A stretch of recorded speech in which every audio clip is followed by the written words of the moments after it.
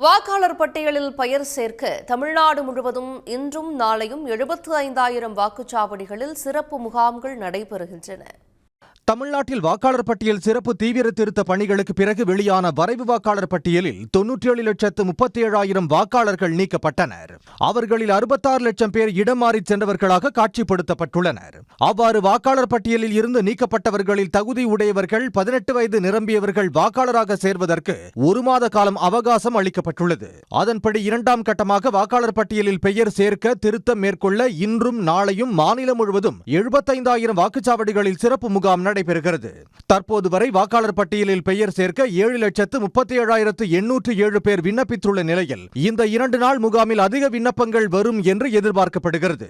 நீக்கப்பட்ட தகுதியுடைய வாக்காளர்கள் 18 வயது நிரம்பிய புதிய வாக்காளர்கள் படிவம் 6ஐயும், சேர்க்கைக்கு ஆட்சேபனை தெரிவிக்கவோ ஏற்கனவே உள்ள பெயரை நீக்கவோ படிவம் 7ஐயும், முகவரி மாற்றம், ஏற்கனவே உள்ள பதிவுகளை திருத்தம் செய்ய வாக்காளர் புகைப்பட அடையாள அட்டை மாற்றம் செய்ய படிவம் 8ஐயும் பயன்படுத்தி விண்ணப்பிக்க வேண்டும்.